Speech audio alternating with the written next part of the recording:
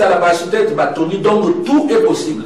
Toujours c'est nada qui va pour garantir biso vraiment. Mais il y a vraiment qui bandeko na biso mingi yo ya étranger bandeko bazali na Moyen-Orient, bazali na Proche-Orient, pe bandeko na biso ya Égypte awa bazala vraiment na besoin ya babois oyo uti surtout na mboka na biso Congo.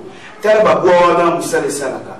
Babois ezali kosala bakiti, biloko ebele, en tout cas tozali vraiment na makambo. Tozali na makambo ebele na mboka na biso, mais vraiment toyebi te ndenge nini tokoki réaliser yango na point nini oyo esengeli tobeta porte.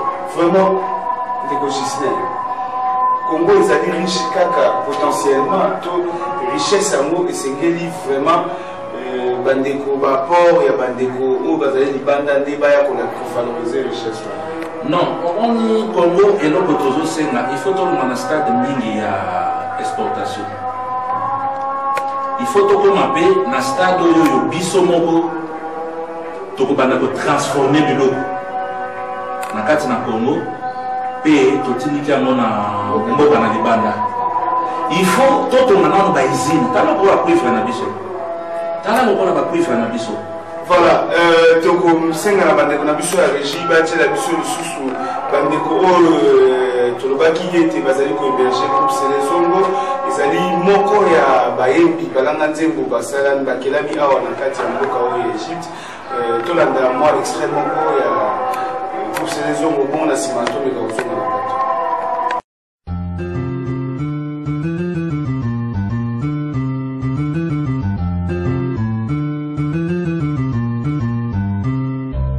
C'est par l'amour de Dieu que nous sommes ensemble. Et c'est parce que Dieu est avec tous les Africains. C'est pourquoi nous sommes unis. C'est par l'amour de Dieu que nous sommes unis. C'est par l'amour de Dieu que nous sommes ensemble. C'est par l'amour de Dieu que nous sommes unis. C'est par l'amour de Dieu que nous sommes ensemble.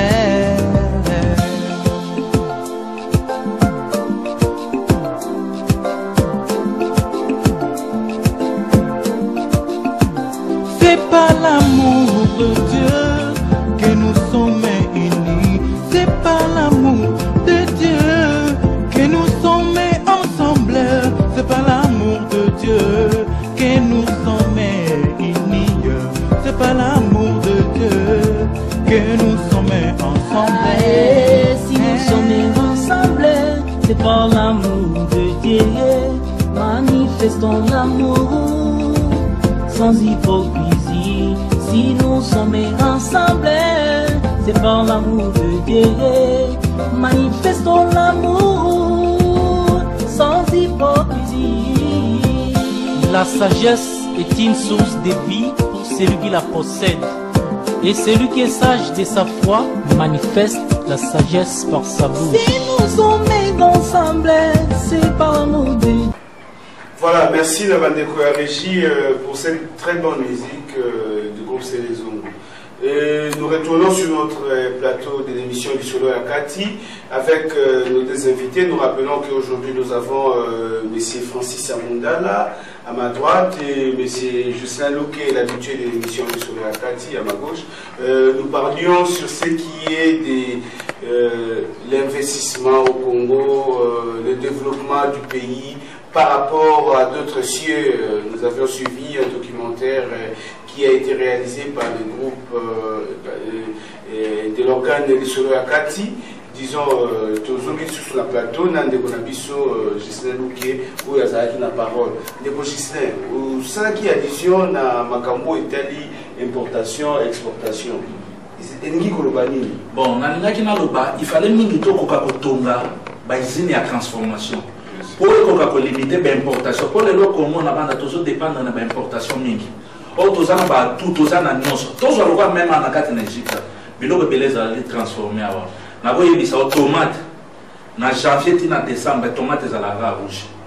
baza na ba usine ya ba bisculture donc baza ko bokola lokola ba mabundu ba mbisi na mane mais biso na Congo tozwa lokola lac Tanganyika eza parmi ba premier lac poissonneux na monde mais na Kinshasa tilelo tozali kolia kaka banene ba Thomson ezo uta musika tozwa tokozongisa même mitsele wana le prix dans le sous ezali moins cher pour moyen de transport ya kolongola yango na ba pour investir na domaine ya transporter na ba tant sous infrastructure routière les amis non na kambo le nazali ko féliciter vraiment mokonzi mboka na apa on est à 5 chantiers banzela presque comme ko fuma mebele tokozwa lokola nzela ya monene salami lokola beni tikisangani ezamulai tokozwa lokola Lubumbashi Kasumbalesa ezamulai tokozwa lelo Kinshasa tozwi Matadi kuna na suka de conférence on est d'accord na makambo papa Gislain zali koloba par rapport à limiter l'importation plutôt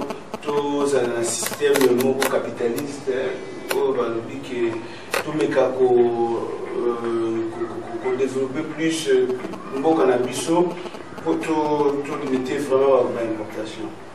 Justement, comme dans le bas qui a les amis problème il y a volonté. Dans un d'accord on n'a pas Gislain Malobi. Mais dans le Sénat, il ne faut pas réagir aussi vite en besoin. Tous les mots Congo, les alliés sous-développés dans le Rwanda, tous les gens ça tout comment développer parce que tous les gens la limité. Et là, tous les gens le monde des arbres évolués. Au moins, pour ça l'exportation, ils ont Sénat, il faut que ça, dans un bateau frigorifique, il faut que ça, dans un matériel très efficace pour la bon ça. Importation ou exportation, ils appellent ma bête. Nous sommes allés madame. Pour l'engrais, tu vois que ça la nion sort à la fois. Tout ça l'exportation, tout ça l'importation. À partir de l'importation, tout ça au code ça. Quand tout ça au code ça, et qu'on peut permettre bisopé, tout exporter bisomoko. Na mbongo au code ici. Au moins tout ça en Égypte, tout ça au Rwanda, c'est du moka na bisoté. Dès le Barak, on est mis chez soi. Bisogna surtout un souci de pour ça et aux autres na moka na biso. Bien sûr. Mbongo, les alliés locaux, les alliés du Bosso, pour ça la construction, pour réaliser mon camp. Il faut mailler les tout n'a vu ça ma casse pour dans le ça mon camp. Mon papa Gislain le dit, la contredire les montes des habillés. Mais l'importation peut les alliés m'a bêté, tout ça pour importer, tout ça pour l'évolution de mon camp. Tout ça peut exporter. Et on est sur la série, ça problème, il y a bonne volonté, il y a un beau cas, pour ça on va bien sur unanimement. Merci beaucoup. Il y a solo merci Ndeko Francis. Lokola papa Gislain tout le monde pas une ressource.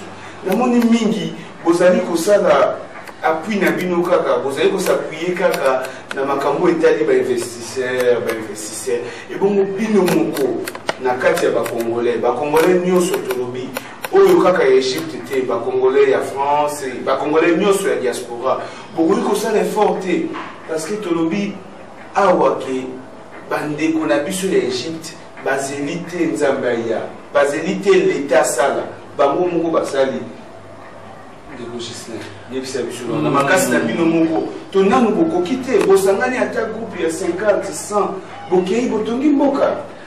Merci papa journaliste Ndeko Zongele singa ile susu maloba na kolima koloba et pas na biso ba congolais toza un peu na moi des défauts moko. Tout d'abord il faut un changement de mentalité. Et pas na biso ba congolais nyonso. Yami balé nana eloko moko ngana benga ngo BMW. Donc congolais soki azwimbo eloko liboso B loko la bière. Soki azaya mwasi akolunga men donc mobile. Soki azaya mobile akolinga women donc BMW donc et pas na biso ba congolais eloko wana. Donc on mona que mutaza na mbongo ebele abolinga asala kombo peut-être sur Mercedes c'est un investissement pour à court terme donc les locaux zika ici mais tout sur le la ndako et ça investissement oui et que c'est ndako bandako tozo sur le la maintenant le mais il faut y balelo technique n'est chargé ça mandako comme sous même cyclone yé au mona que ça ya kotelema to ko sur le la soso yo lelo na makiti to benisa la libanda eza soni pona biso soso abota et pourtant à l'époque je me souviens que tu avais na badaipen ezaki ko sala ba maki En tout cas, tu as une abondance côté biloko. Oui, bazone si déjà d'hyper, mais tu dis est commandé na très productif vraiment. Ton message, on dit Congo et logo les autres,